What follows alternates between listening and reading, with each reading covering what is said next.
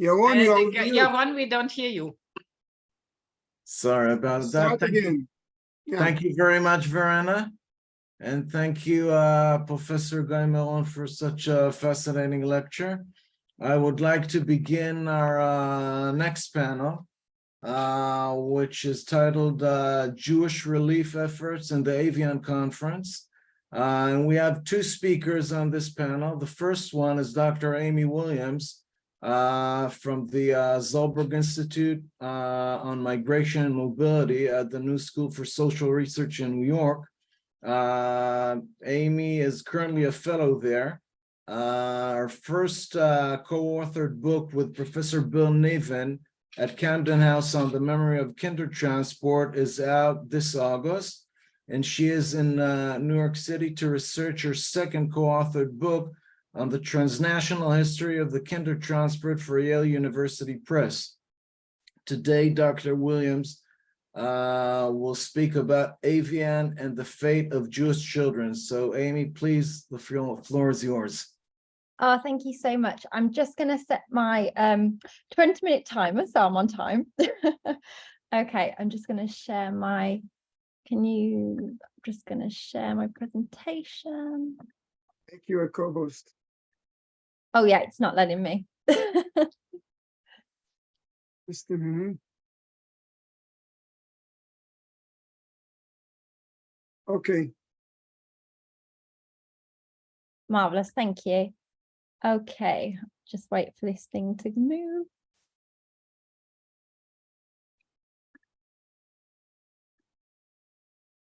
Okay, I will start my timer now.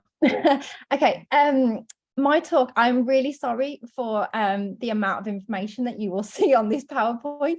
It's quite an information overload, but this is how I feel in the archive at the moment. So I apologize, there's not many pictures. Okay, and I'm going to go through some of the first slides quite quickly. So bear with me. Okay, so yeah, Evian did not erase the question of child migration. It didn't start it. It didn't necessarily increase it or speed it up in any way. You know, children were moving prior to Evian. You know, we have the Youth movements in the archive very recently. I've just found out that the first actual use of the term Kindertransport is actually in 1934, referring to a small group of children moving from Germany to America. We also have in 35, and that should be 37, sorry, not 36, that's my typo. The Dexton children travel via Bialystok to Britain and then to New Zealand. And then we also have the Inter-Aid Committee in 36, that is the right date, 36, 37, who are affiliated with the Save the Children Fund. And they're the ones that sort of are involved with the later Kindertransport, as we know the Kindertransport from 38 to 1940. So the Kindertransport has a prehistory. Next slide, it's not working. Sorry. Okay, so what was happening before the conference then? So there were small groups of children moving, they were privately funded. There was a lot of communication between different groups and different governments, for example, Germany, Britain and America. The children who arrived prior to the Evian conference were all arriving for educational and training purposes. The children were expected to emigrate. They were only ever meant to be temporary in Britain.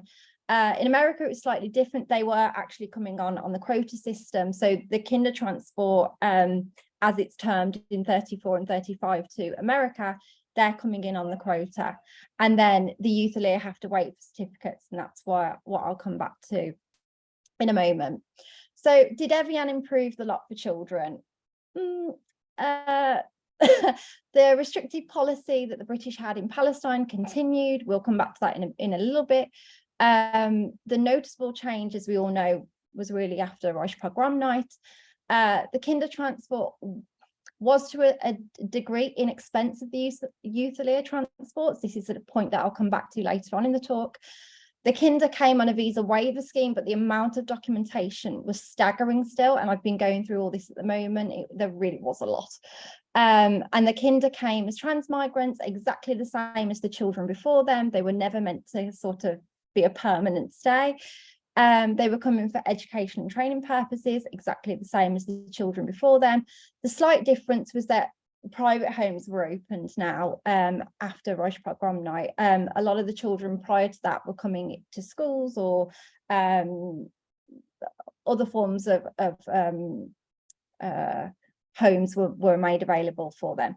And another point that I'll come to throughout the talk is that the committees after Evian did work closer together, but there was tension there.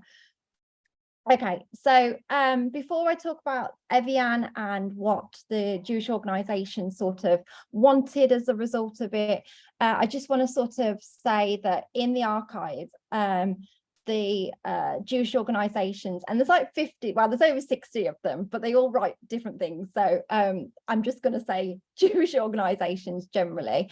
They wanted to sort of present to Evian, you know, the results of emigration prior to the conference. So specifically looking at children, they were really saying that, you know, the movements of children have already started. They're going into schools, they're going overseas. Most of them are going to Palestine. However, they're talking about movements of children, and I mean small movements of children, to the United States and England, and they're using the term kindertransport already at this point. They're also linking it to the wider history of immigration as well. They're talking about what the League of Nations did for Greeks moving from Turkey, and sort of want to say that, you know, you've helped them, can you help us, sort of thing. You know, that scheme wouldn't have happened without their support. So they ask for quite a lot, and you could say that this is what they're asking because this isn't happening. The main thing out of all this big long list I want to point you to is the fact that there's a special motion that the World Jewish Congress present to Evian, and they really say they want to express that there's a letter been sent by the World Union of Jewish Youth with reference to the distress of the children in Central and Eastern Europe.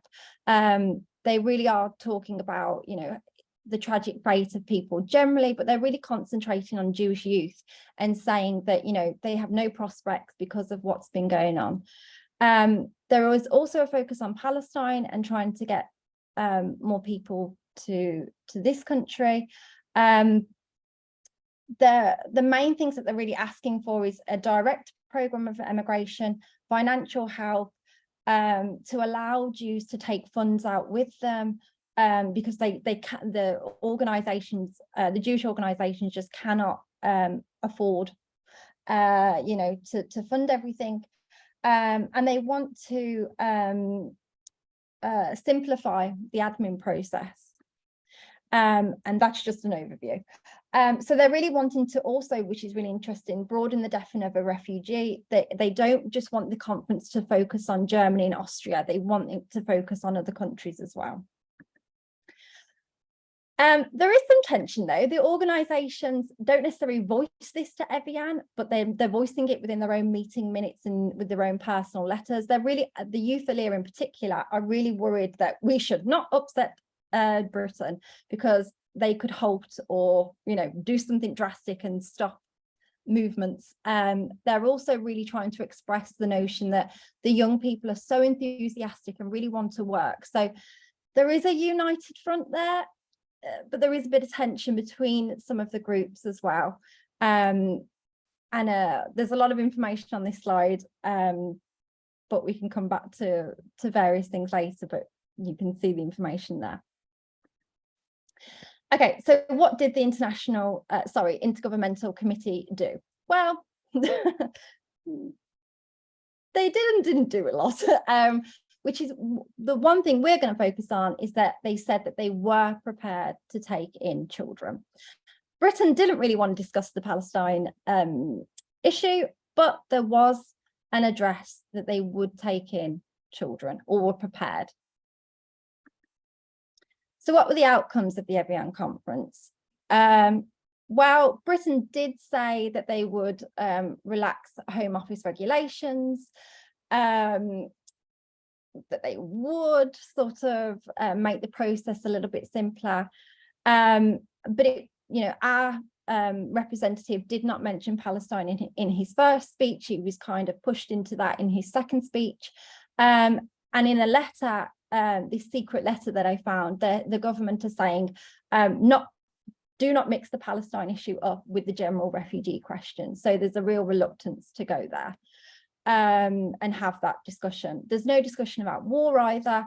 And each sort of country still sort of sticks to its own sort of rules and regulations. Okay, so coming back to the focus on children then, and how the Evian did or didn't impact, what was happening to children. So just after the Evian conference in August 1938, the British government, the Youth Alliance say, are still using the same methods prior to the conference. And then in a really interesting note, somebody says, I've been trying to find out what success the Intergovernmental Committee have had, but I'm sorry to say, I've found none. So they're really quite upset with the results of Evian at this point. They're writing in that so many letters as well. In September, they're saying that the British consulate can only look at 24 to 30 passports daily. And if you think of how many people are applying at that point, and then which is really interesting, on the 29th of September, they're actually talking about the possibility of war. And they're scrambling around trying to think about, well, how are we going to help the children if this happens? They're saying, well, if England joins, that they going to permit people to enter Palestine or not? If England doesn't join the war, can we get the children out via other countries? The Youth Alliance also go into negotiations with the state police as well in Berlin, because there's been some issues with office hours and they're needing paperwork. They're also terribly worried that the British government need to keep renewing certain documentation because certain documents kind of expire. They're also writing as well at this point that they can really see a decrease in European countries, and they're trying to fight against this. They're looking to other countries to take in children, and there's so many letters about this. So what I find really interesting is that the Youth Alliance writes a letter, and it has the backing of Ben Gurion, and it's dated the 23rd of November 1938, and it guarantees that the children can go to certain countries and that the committee, the Jewish agency, will retrain them and move them on. And also at this point in September, so just after Evian and after Reich Pogrom night, Otto Hirsch, in one of the committees in Germany, writes to the committee, writes to the Intergovernmental Committee, and is like, hello, we need your help. So they really have to be prompted into acting. They're not very quick to do anything really. What I should say at this point as well is that it's actually really difficult for Youth Alliance at this point. They're constantly talking about how documentation isn't arriving on time. They're desperately trying to get children out. And this is literally just a few months after Evian. So, which is interesting now, this letter that you've just seen, the one and only photo, gets taken to Sweden, Denmark, Norway and Holland. They have so many meetings.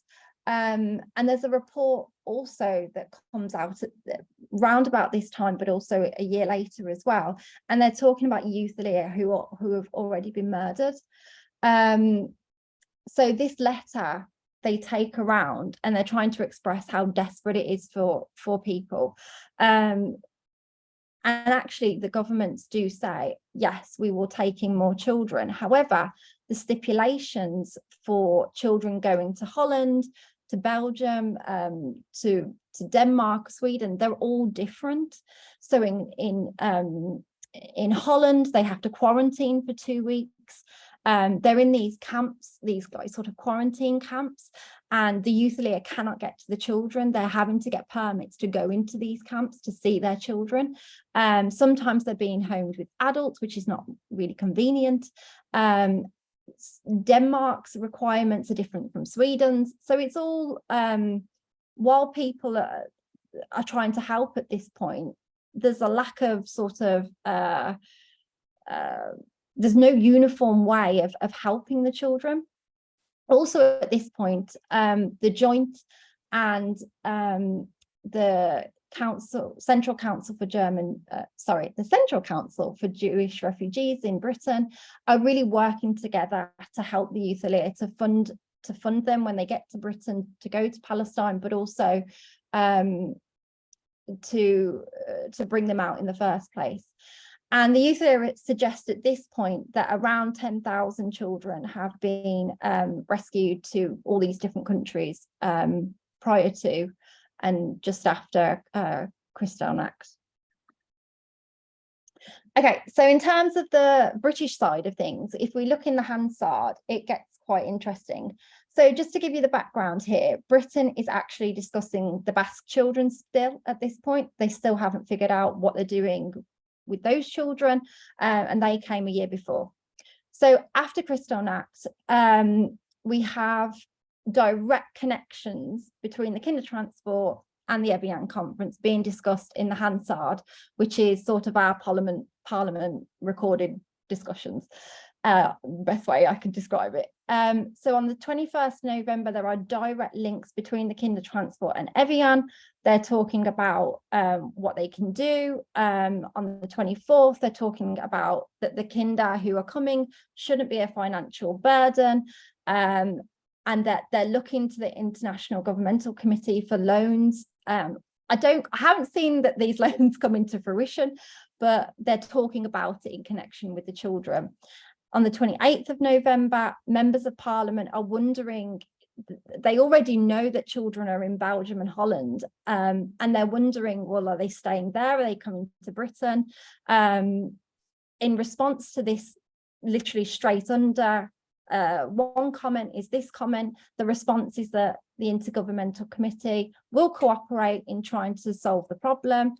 The response to that is that the children will be brought to the UK totally on voluntary I can't say that word, voluntary groups, and they're the ones that will support them. It's not government, it's government backed but not government supported. And then on the 8th of December, there's a discussion about letting in 50,000 children on the Kindertransport. Evian, so you could say Evian was sort of indirectly responsible for what was happening in Britain, but it was really Reich Pogrom night that made the difference. So going back to the youthlia, this is really interesting because they are so aware that the Kindertransports are taking place. They're really worried about some of the youthlia children that have been placed in the camps, and they want to get them out. They talk about how in December it was so difficult to get permits. Well, we know why, because in December the Kinder are starting to come out. The government and our organisations are very much focused on that. There are about 60 or so organisations that are trying to work together in London, in New York, in Berlin, in all over. There's so many, and the youthlia are really right about this. They're saying it's so hard to find out any information from anyone because there are so many committees trying to help children. Also, when the Hansard debates are going on, we can see on the 23rd of November that the youthlia are actually sort of complaining to the British government, saying that we'll wait, we've got delays, where's people's paperwork? We're aware that the Kindertransport is going ahead, so why can't things be sped up to get children out to Sweden or to Britain to then emigrate further to Palestine? And the British government stall, they drag their feet, it is really, really difficult for Youth-Aliyah at this point. And reading their letters, they're getting rather annoyed that these permits for the children aren't coming through on time at all. Let me just check the time, 2 minutes left, nearly there. What is really interesting now is that the kinder transport is sort of disadvantaged to the Youth-Aliyah.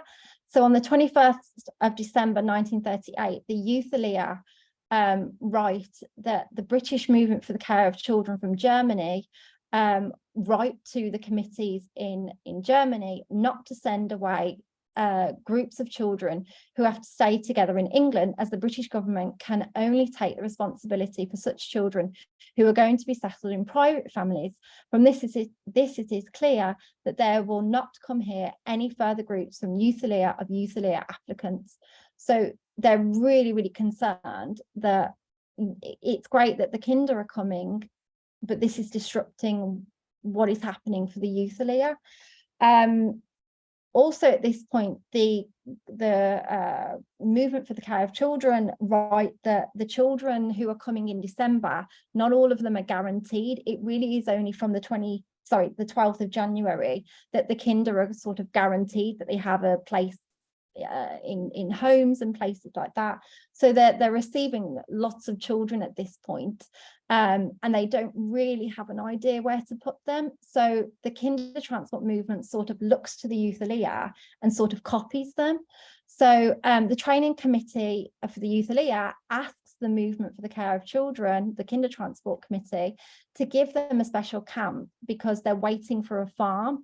And the farm is actually donated by the relatives of Lord Balfour. The Youth-Aliyah are really anxious to keep their children together because they've been scattered around the UK. They're saying that the atmosphere in the UK camps is very un-Jewish. There is no support for the children's Zionist feelings. Though in the beginning, the movement, i.e. the kinder transport, was against settling groups together, they are now interested to carry through this plan of special camps, as they will probably be forced to apply the same methods for their non-Zionist boys. The training committee is composed of non-Zionists and Zionists, and seemingly they want now to settle Zionist and non-Zionist children together. And this happens. Kinder and Youth-Aliyah boys are actually settled together in the UK. I'm wrapping up now, 2 more slides. So the kinder transport, there is a report, a sort of early report of what has happened up until July. So what happened sort of after Reich Pogrom night up until July. And this is where the interesting point comes, because we can see how different what was happening from Evian onwards. So after Evian, the government says, yeah, children can come in. We need a record of them though. But from December to February, there's hardly any record keeping. They're overwhelmed. They say already in July, there will be no large scale transports of children at the end of August. So that you know, I assume they know something is coming. They're only dealing with children from Greater Germany. They're not looking to rescue children from Holland or anywhere else. Well, at Evian, the Jewish committees were pleading for people to look beyond Germany and Austria and other places. Some of the kinder are waiting to go to Palestine. They cannot get out at the moment. The delay is all to do with paperwork. The government actually, which is interesting, modifies 2 things with regards to the kinder transport at this point, which is beyond what they do for Evian. The government says that the children don't have to re-emigrate, and there can be a temporary legal adoption scheme set up. So they do change what they're sort of suggesting at Evian and afterwards in the following meetings. But this doesn't really change too much, in the sense that lots of children are waiting for affidavits. They're saying that more children can't be brought in because they're still waiting for them to leave, sort of thing. The committee at this point are aware of over 36,000 children. It's not clear if they mean kinder or Youth-Aliyah or other children at this point. And it's at this point in July that the committee, the Kindertransport Committee, caps itself at 10,000. The Dutch also, just to give you a sort of overview, were very skeptical about sending children to Britain, but that's another discussion. Okay, to sum up then, what's the results of Evian and the refugee crisis? So there's an absolute absence of consciousness with regards to the governments. They have this background of optimism, you could argue. Britain, we can see, definitely wasn't alone in rescuing the kinder. The committees are so aware of this. It's strange that this myth has persisted. There were kinder transports before 1938. The kinder transport has a prehistory. The kinder transport from 38 to 40 has its own history. And there's also a whole post history as well that we haven't got time for. Many countries actually are looking to Britain. So the children that are moving through the Euthalia, Sweden and Denmark, are constantly writing to Britain to ask for support and help. We can see that we let some children in, but didn't let others in. The kinder and the Euthalia are housed together in some cases. The Euthalia are scattered. We don't know at this point, their immigration is uncertain. Many of them do remain in the UK at this point. The American committees in their meeting minutes are very much pushing large-scale immigration to Palestine, but not to America. The kinder and Euthalia requirements are totally different depending on what country. There's no uniformed rescue efforts made for children. And the Euthalia are concerned about how, the mental state of the children if they're constantly re-emigrating. And this is just not considered at all by any government, the state of the child. So yeah, that's everything. I'm sorry for a lot of information, but there was a lot in the archive. Thank you very much, Professor Williams, for a fascinating lecture. I must say some shocking data and records in your PowerPoint. And there are a few questions, but we'll save it for the discussion afterwards. I'd like to present our next speaker for today's session, Professor Laura Brade from Albion College in Michigan. Laura Brade is an assistant professor, and she is a historian specializing in modern Central and East Europe, the Holocaust, and migration. Her research explores the networks established by voluntary organizations and migrants to escape Nazi-occupied Czechoslovakia during the Holocaust. She is currently developing a database of refugee case files for the use in the classroom and for research. After completing a BA in history and German from Pacific Lutheran University, Laura earned an MA and a PhD in history from the University of North Carolina at Chapel Hill. Laura has also worked as a consultant for the United States Holocaust Memorial Museum and is an alumna of the Czech Fulbright program. And if I'm not mistaken, Laura, your PhD was supervised by Christopher Browning. Right? Okay. Yeah, Chris Browning and Chad Bryant.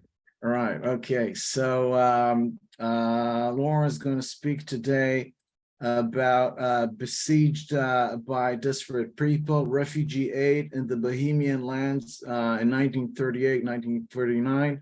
Laura, the floor is yours, please. Great. If I could also be made a host to share my presentation. Thank you. I think you already host. What's that? I already made you one. It says that the screen sharing is disabled. Just a minute, I'll be there. Thank you. Sorry. Okay. Okay, now. Aha, there we are. All right.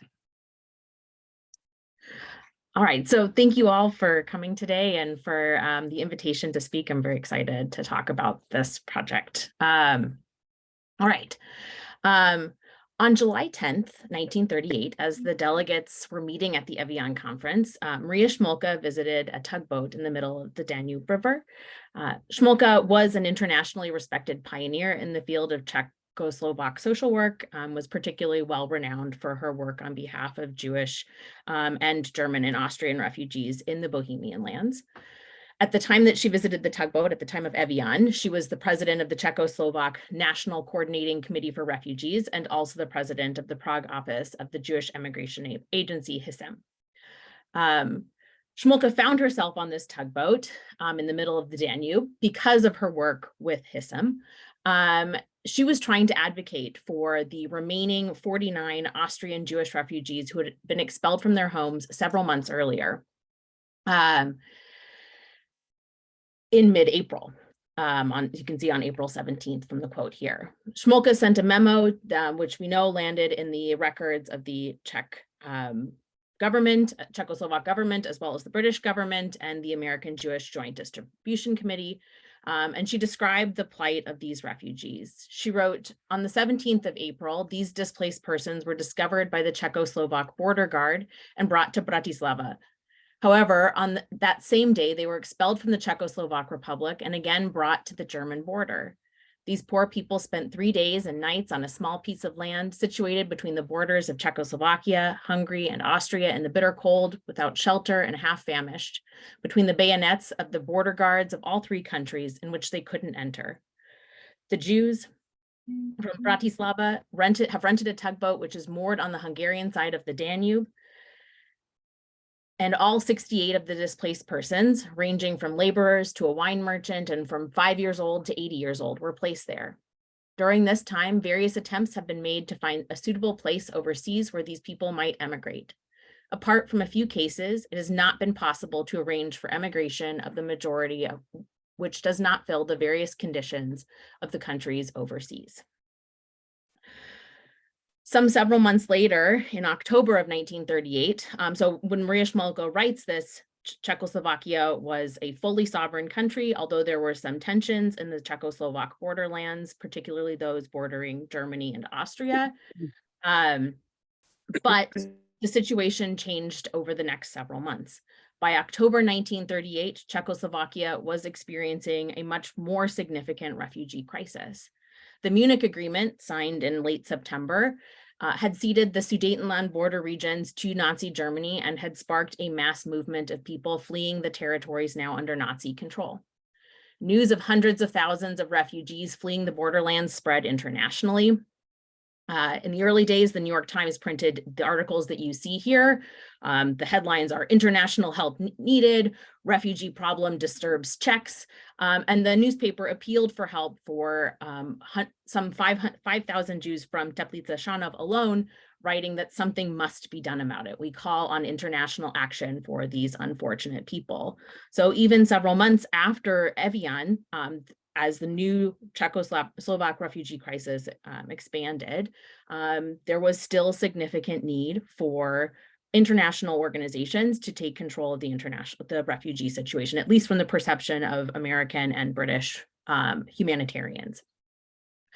What we see happen in the months after the Munich Agreement was British and American organizations propose schemes to send representatives to the Bohemian lands, to Prague, to help with the refugee situation. The American Unitarian Organization, which sent refugee workers to Prague, they didn't arrive until February of 1939, but they start talking about sending representatives in November.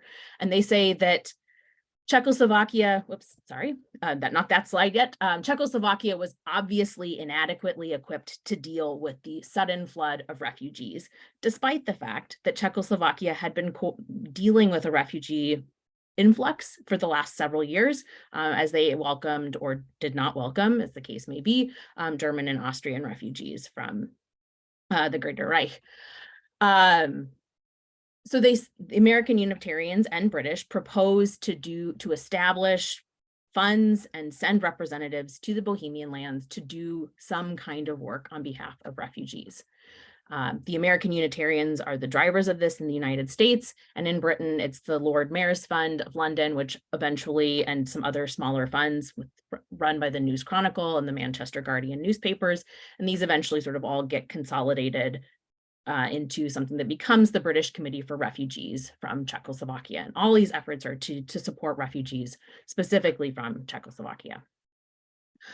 So in the last several years, British and American humanitarians who were working in Prague have received praise and recognition for their work on behalf of Jewish refugees from the Bohemian lands, particularly those connected with the now famous Czech Kindertransports, in particular Nicholas Winton. You see here his statue in the Prague main train station. And in the next several slides, I'll show you other people who have received recognition for their work on behalf of Czech refugees, particularly Czech Jews, and the associated sort of memorial or object of recognition that has cropped up in the last several years. So here we see Nicholas Winton. More recent research has revealed that Winton was not alone in his work. And in fact, he was working with others, including Trevor Chadwick. This statue of Chadwick was just unveiled, I think, in the last year or two.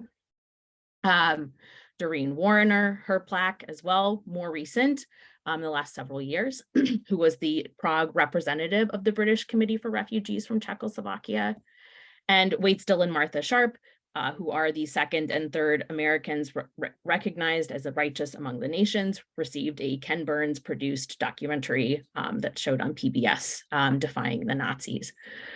All of these people come to Prague. They do significant work on behalf of Czech Jewish refugees. But I would argue today, and I want to really focus on the work of Maria Smolka. So while these British and American humanitarians do essential work in facilitating some 45,000 Czechoslovak Jewish refugees moving abroad between September of 1938 and August of 1939, their reach on the ground in the Bohemian lands was limited.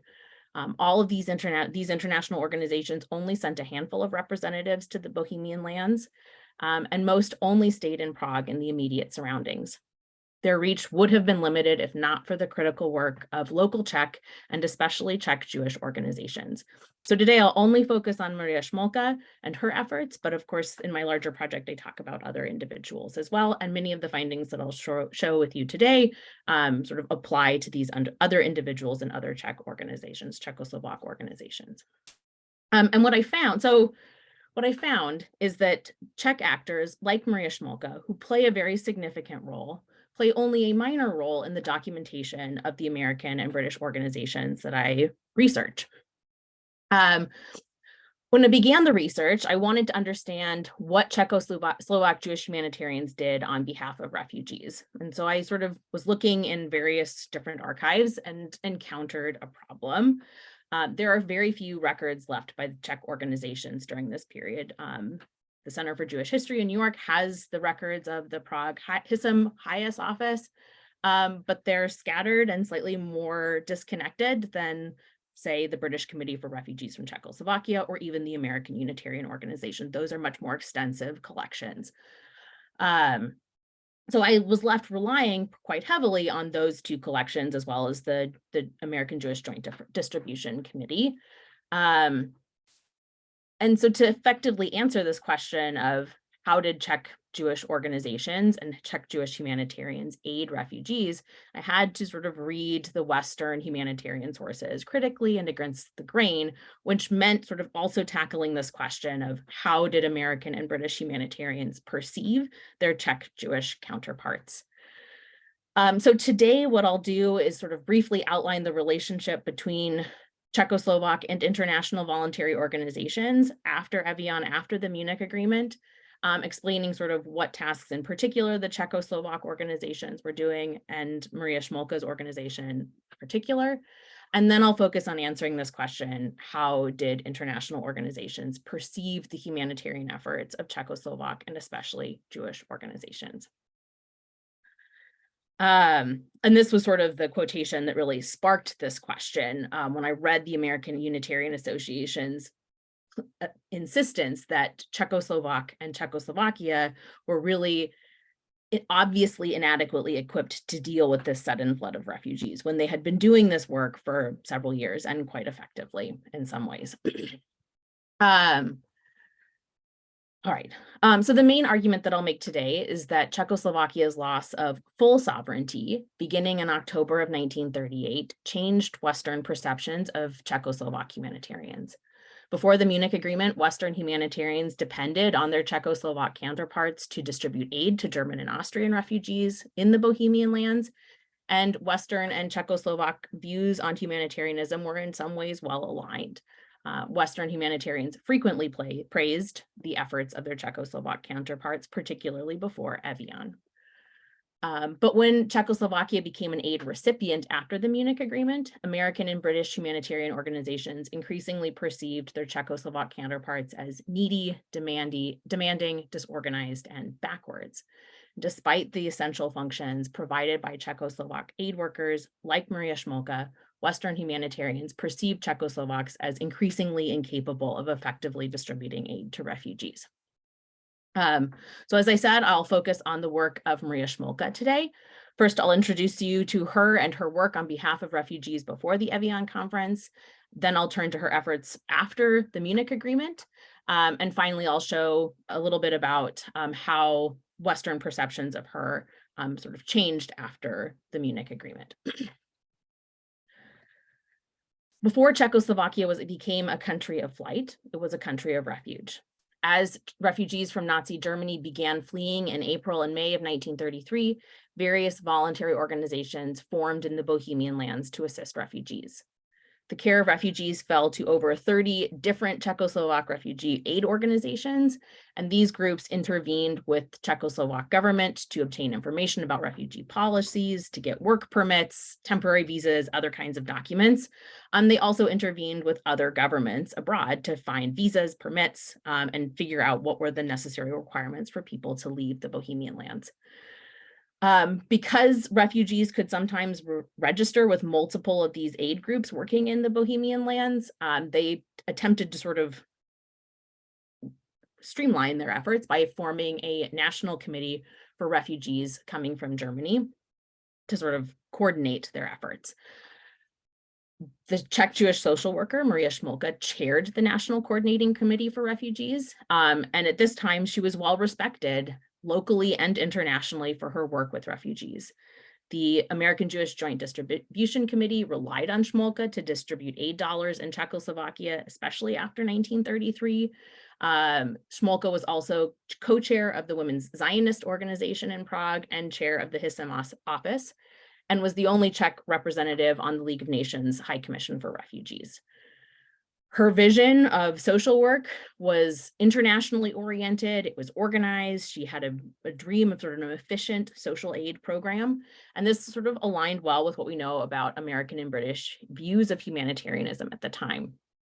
In her own writing before Evian, she praised the JDC, cautioning her fellow Czechoslovak Jews that they could not rely, quote, solely on the American uncle, and that international organizations demand the same selflessness from our side, and especially the area of our own social problems. So she's calling for much more active Czechoslovak and Czechoslovak Jewish intervention in their own areas of social need. By the time of the Evian conference, Smolka and her close friend and colleague Hanna Steiner were known internationally as the chief leaders in the work of Jewish refugees in Czechoslovakia. After the Munich Agreement, which you can sort of see some of the changes in the borders here, some 150,000 Czechoslovaks fled the now occupied Sudetenland, including 20,000 Jews. Both American and British humanitarians created new organizations to assist Czechoslovak refugees. As I've said, the British Committee for Refugees from Czechoslovakia and the American Committee for Service in Czechoslovakia. And here on, I'll just call them the British Committee or the American Committee. While both organizations sent only a handful of representatives to Prague, neither had extensive prior experience with refugee relief, knowledge of the Czech language, or substantial connections with the Czechoslovak government. For those things that required that knowledge, they relied on Czechoslovak aid workers. Maria Smolka was chief among those. Both organizations ended up helping refugees that they determined were in the greatest need. For the British Committee, this was politically active men and their families. And for the American Committee, this was what they called culturally significant individuals, particularly intellectuals and students. Both organizations certainly helped Czechoslovak Jews to escape the Bohemian lands, but neither set out to specifically aid Jews. It was only if Jews fit this particular profile of politically active or culturally significant that they ended up on either the American or British Committee's rosters, sort of intentionally and particularly at first. When representatives from the American Committee or the British Committee arrived, Maria Smolka served as a key point of contact for both organizations. She facilitated their meetings at times with the Czechoslovak government, with Czechoslovak refugee organizations, and with individual refugees. In addition to the work that she was doing with those organizations, she also had her work organizing the National Committee, making sure that visas got distributed effectively among the different aid organizations without sort of unfair advantage to any one group. And in addition, she's still working for the Jewish Immigration Office, HISM, which the caseload for that organization had ballooned as Jews attempted to flee the Bohemian lands. A JDC representative who came to the Bohemian lands talked about how difficult the situation was for the Prague HISM. He wrote that it is difficult to imagine the situation of the HISM in Prague. It is besieged by desperate people who have been expelled, by women whose husbands have been arrested following expulsion. There are perpetual calls for information and advice from the provinces. He praised in particular the work of Hanna Steiner and Maria Smolka and the other workers of the HISM office. And he said that they carried on the registration of refugees, helped prepare them for emigration, and secured visas and did other sort of paperwork on refugees' behalf. And in fact, we know from more recent research that Smolka and Steiner's work became a driving force in helping to bring Nicholas Winton to Prague to coordinate the now famous Czechoslovak Kindertransports. Additionally, Smolka traveled internationally during this time. We know that she visited with the French and British governments and negotiated for over 1,000 visas, or attempted to negotiate it. Whether or not they were all distributed is not clear. I don't think it is. But those were all for refugees in Czechoslovakia. She met with the JDC representatives to secure an additional $10,000 grant on behalf of refugee relief. So not only is she working on behalf of refugee immigration, but also refugee relief as people are staying in the Bohemian lands.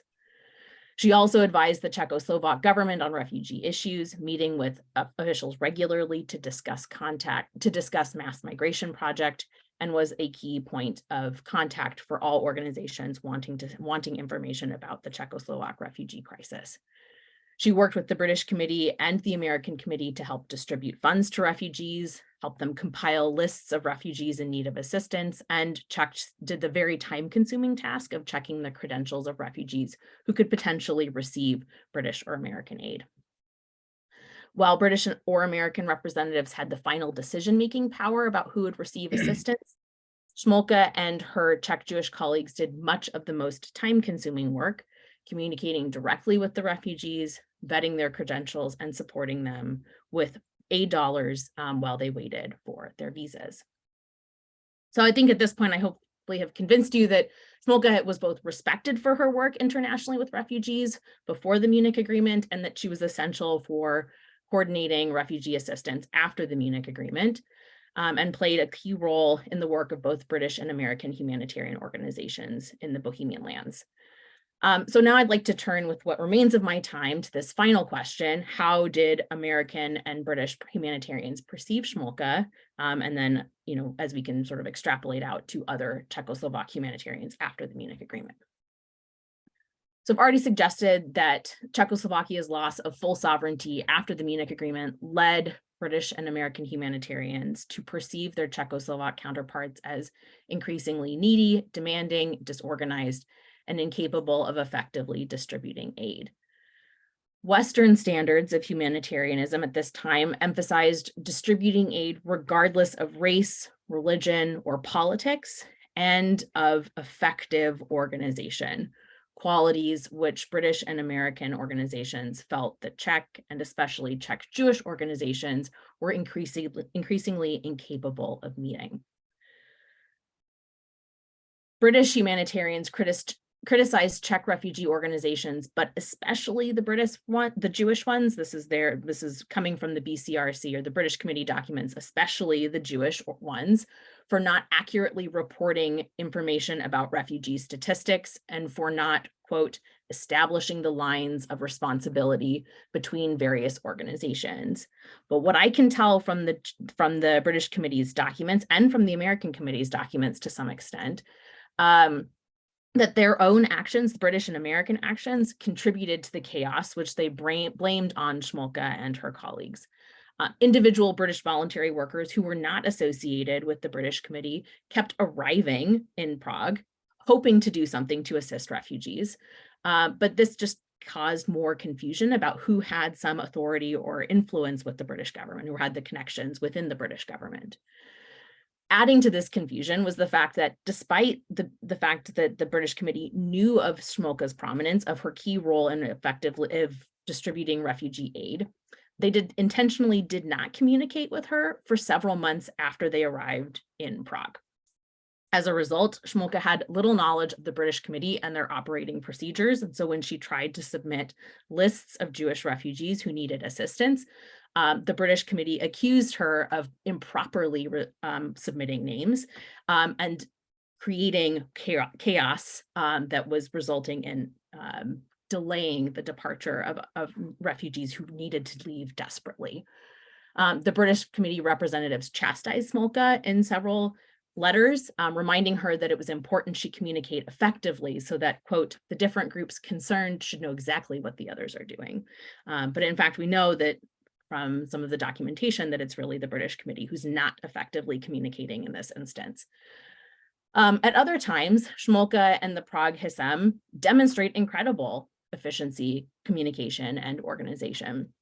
For example, the Prague HISM is one of the only refugee organizations in the Bohemian lands that is effectively communicating with other organizations outside of Prague. Most of the refugee organizations are really only well connected in Prague, even the Czechoslovak ones, and are not communicating with organizations in other areas. But Prague HISM has maintained connections with other Jewish communities, Jewish religious communities in other cities. So there's this one example in the British Committee's documents where the Prague HISM demonstrates that they've got effective communication with the Jewish religious community in Brno, because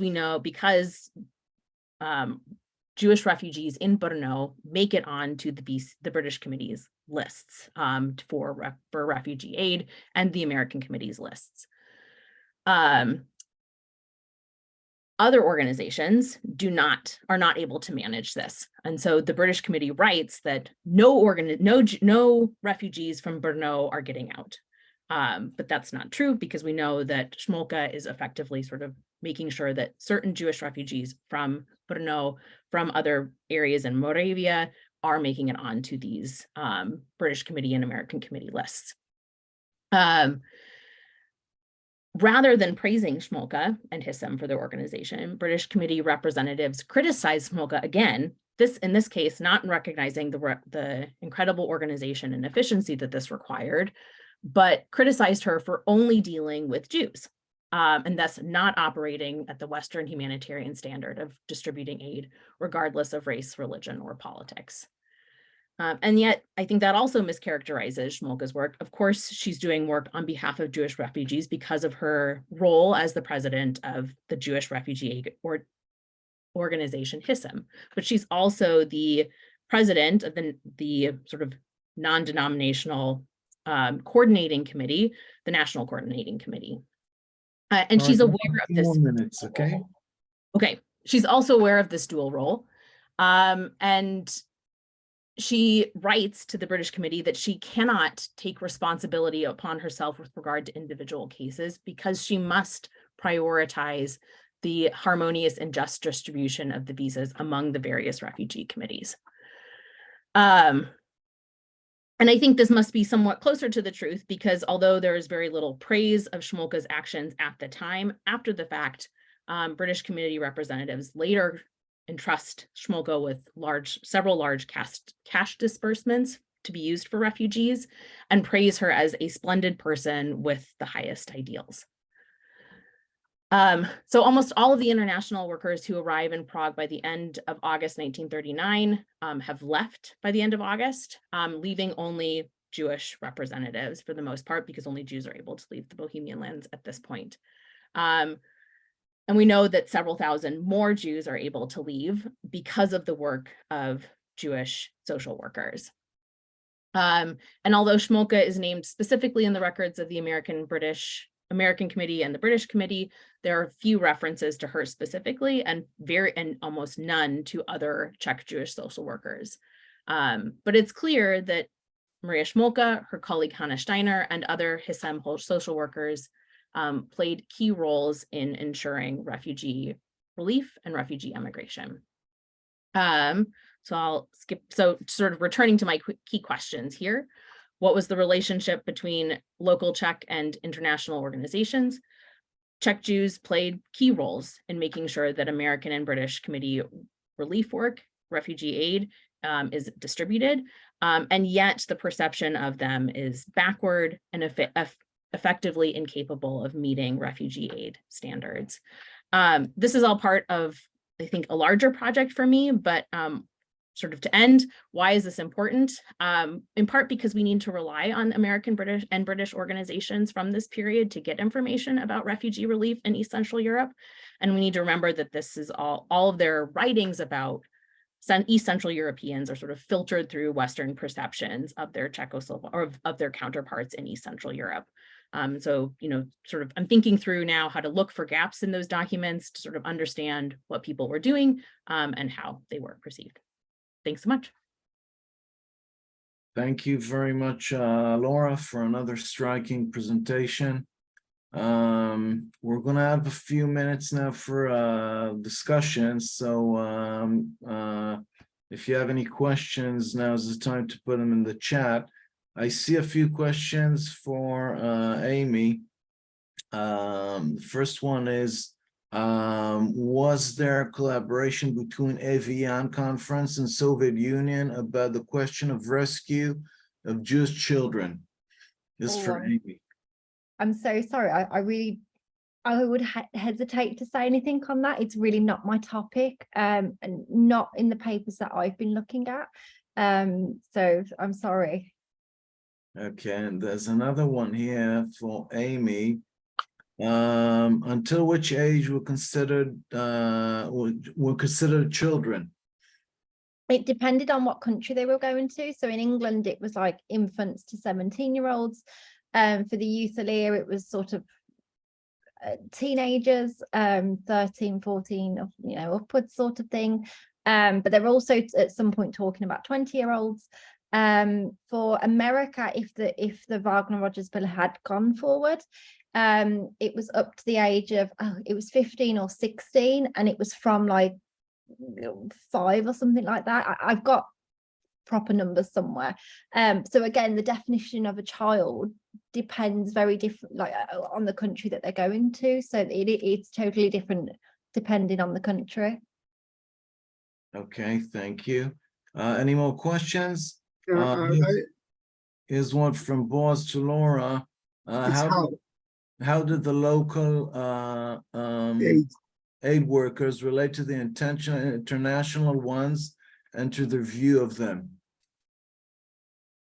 So, Boaz, do you mean how do Czech social workers? I mean, we learned from you how the international organizations look down at the Czech ones, at the local ones. So I'm asking the reverse question. Yeah, and that's an interesting one. And so I think that's sort of one of the things that I need to sort of explore further, because of course, my understanding of what they perceived of their international organizations is all filtered through their writings to the international aid organizations themselves. So there's a lot of deference and sort of praise of the efforts that are currently undergoing, trying to sort of encourage more efforts. But that one is a little trickier. The reverse is a much trickier question to answer, and one that I still need to explore further. Okay, so I don't see there any more questions, so maybe, wait, there's another one from for Amy. Amy goes to Paul and mental and no. So did you come across the story of Aaron Menzer and the Zionist youth in Austria in your research? The name rings a bell, but I've been looking through about 30 different names of people at the moment, so I'm really sorry that it's all a blur. But yes, no, the name is familiar. I just have to go back to my notes. I'm sorry. Okay, so maybe we can sum up now the entire session. I would like to make a remark that for me, whenever I think about the Evian conference, I cannot but remember Golda Meir's recollection, and she was, as most of you probably know, was one of the delegates to the conference. She recollected the Australian delegate saying that Australia would refuse to accept refugees because there is no racism nor anti-Semitism in that country, and that it did not want to import such a problem. So I think that sums the whole question of possibly the first bystanders during the whole war were in that conference, and I think with this idea, I'll give the floor to Boaz to sum up the whole evening. So Boaz, please, the floor is yours. Thank you very much. Thank you to Professor Yaron, who is not here, and to Amy and Laura. We're so happy you were here, and we learned so much from you. Actually, we had an opportunity today to see the whole scope of the immigration story, from the personal stories, the personal deliberations of German Jews, the changing perceptions. And then we talked about organizations and about states, like NGOs and the British government in this sense, right? But actually, we also learned that, I think this is important also, anyone knowledgeable of aid work today or any public work, there's a whole field of NGOs here. There's a whole playing field, a lot of actors, a lot of groups running on the field. And it's really hard to make sense, not only for the historians afterwards, it's really hard to make sense while it's going on. And this empire, naturally, on one hand, it puts a lot of players in the field, so people are interested in helping and are working, and which is really important. On the other hand, it's very hard to coordinate work. Or let's say cooperation is always very hard for NGOs, and not only. So in one hand, we have this passion of a lot of people to help, which is commendable. On the other hand, this passion brings a whole very a fluid working playing field where you don't really know what is happening in each moment and who does what and how do we do it, and everyone is dissatisfied with the other one. And I think we saw a very good example of it. I will just, so thank you. I'll just add that we will have a formal time to do this, but I'll say again, as people who are already with us for several meetings noticed that Daniela was not here, Dr. Daniela Ozacky, who was presented this project for the last 3 years. And now we have Verena inside. So Daniela needed a break, a vacation, and we were really happy to give it to her. She did amazing work for 3 years, holding from the beginning of COVID, organizing and producing these events. And the fact that you could take the children now and go with the children to some activity on the time of the presentation is a big change. And so we are really happy with this. And Verena, who is also my colleague in the Children of Holocaust and Genocide, World Holocaust and Genocide Project, and also a research fellow in Western Galilee, has agreed to take this on. So we already have a fascinating programs for the coming months, and you will hear of them. So thank you very much, everyone. Thank you for coming. Thank you for sticking with us, although we moved the time. Thank you to Laura and Amy, to Yaron, Pasher, to Verena, Busa. Thank you all, and good night. Good Thank night. you. Bye-bye. Bye-bye.